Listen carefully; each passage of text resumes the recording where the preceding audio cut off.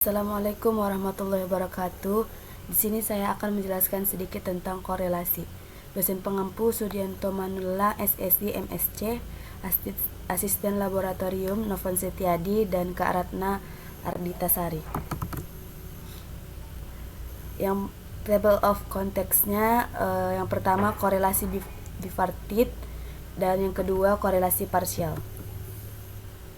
Analisis korelasi. Korelasi merupakan istilah yang digunakan untuk mengukur kekuatan hubungan antar variabel. Analisis korelasi adalah cara untuk mengetahui ada tidaknya hubungan antara variabel yang dinyatakan dengan koefisien korelasi. Hubungan tersebut bisa bersifat positif, negatif, atau bebas. Dan beberapa teknik statistik yang dapat digunakan dalam menganalisis hubungan antar variabel yaitu koefisien korelasi, koefisien penentu, dan analisis regresif. Adapun asumsi dalam uji korelasi, yang pertama normalitas, artinya sebaran variabel-variabel yang hendak dikorelasikan harus berdistribusi normal. Yang kedua linearitas, artinya hubungan antar dua variabel harus linear, misalnya ditunjukkan lewat straight line. Yang ketiga ordinal, artinya variabel harus diukur dengan minimal skala ordinal. Yang keempat homoskedastisitas, artinya variabilitas skor di variabel Y harus tetap konstan di semua nilai variabel X. Yang pertama, korelasi bipartit. Korelasi bivariat mengacu pada analisis terhadap dua variabel, sering dilambangkan sebagai X dan Y, terutama untuk tujuan menentukan hubungan empiris yang mereka miliki. Korelasi bivariat sangat membantu dalam pengujian hipotesis, biasanya digunakan untuk melihat apakah variabel terikat satu sama lain. Biasanya mengukur bagaimana kedua variabel berubah bersama pada saat yang sama. Tujuan dari analisis bipartit adalah di luar deskriptif, yaitu adalah ketika beberapa hubungan antara beberapa variabel diperiksa secara bersamaan. Dalam analisis ini terdapat berbagai tes yang dapat dijalankan, termasuk produk moment person, Rang, Spearman, dan Kendall.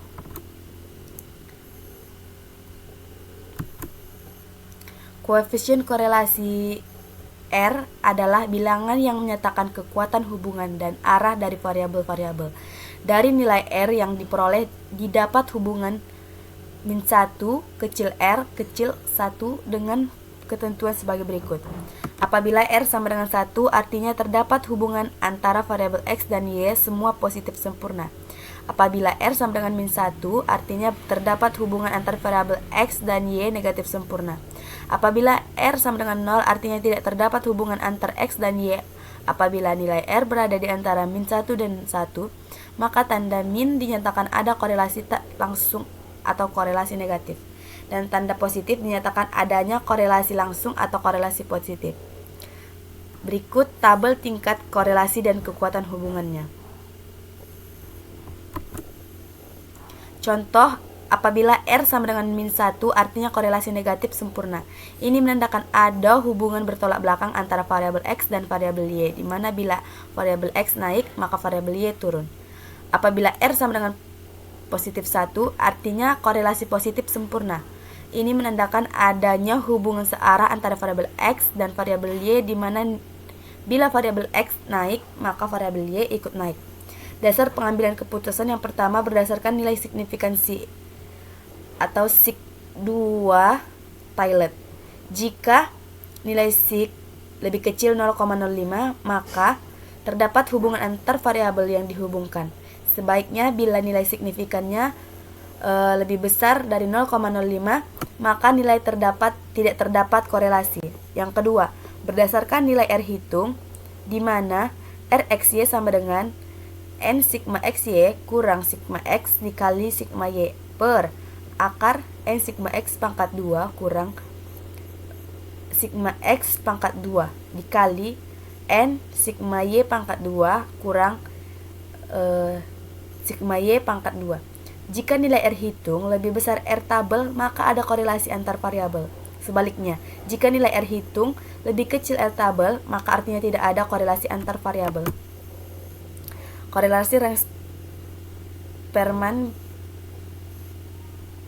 bisa kita langkahi saja. Berikut penjelasannya. Yang kedua, korelasi parsial. Korelasi parsial adalah suatu metode pengukuran keeratan hubungan antar variabel bebas dan variabel tak bebas dengan mengontrol salah satu variabel bebas untuk melihat korelasi natural antara variabel yang tidak terkontrol. Analisis korelasi parsial melibatkan dua variabel, satu buah variabel yang dianggap berpengaruh akan dikendalikan atau dibuat tetap sebagai variabel kontrol. Persyaratan uji korelasi parsial yang pertama, masing-masing variabel penelitian menggunakan data berskala rasio atau interval. Yang kedua, karena uji korelasi parsial merupakan bagian dari statistik parametrik, maka data penelitian harus berdistribusi normal. Rumusan hipotesis penelitian.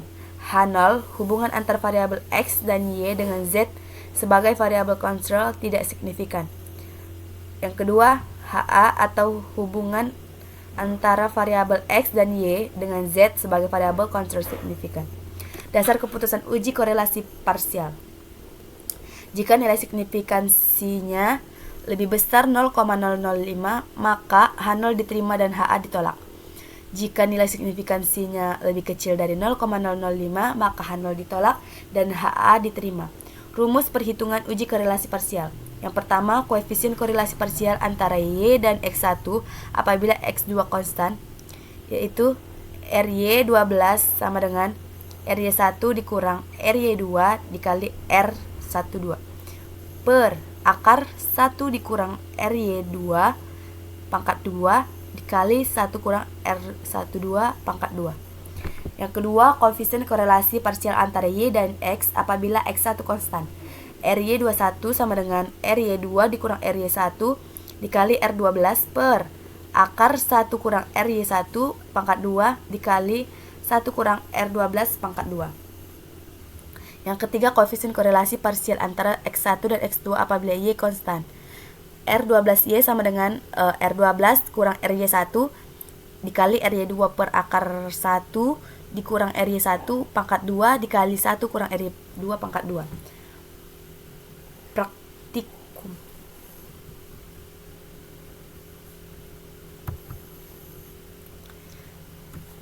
Berikut penjelasan saya tentang materinya. Kita lanjut ke aplikasi SPSS-nya. Baik, di sini saya akan menjelaskan data yang ada ke aplikasi SPSS. Di sini saya sudah menyiapkan ada 5 data, yaitu daerah, tilang, mobil, motor, dan polisi. Berikut variabel view-nya. Langsung saja kita ke analyze, ke correlate, terus klik bivariate. Maka di variablesnya kita masukkan tilang, mobil, motor, dan polisi. Kita ke option, terus kita di missing values-nya kita klik include cases pairwise, continue. Setelah itu di correlation coefficient itu kita klik percent, karena ada datanya adalah kasus kuantitatif. Dan untuk test of significance-nya kita klik to tailor, karena ada 2 data yang akan kita uji. Lalu klik OK. Maka kita dapat correlates-nya itu, maka data yang kita dapat itu ini hasil data yang kita dapat, yaitu correlation ini sebagai berikut. Maka untuk perbandingan untuk perbandingan parsialnya, kita kembali ke data. Di sini saya sudah menyiapkan data, ada data pekerja, data IQ, data prestasi, dan data motivasi. Langsung saja ke analyze. Setelah itu ke correlate, klik partial. Untuk kolom variabel, kita masukkan prestasi dan motivasi. Untuk tabel controlling for, kita masukkan IQ. Klik option.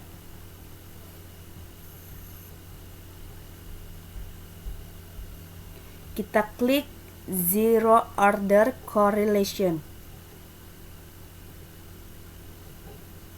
Untuk missing values-nya, kita klik include cases pairwise. Setelah itu continue.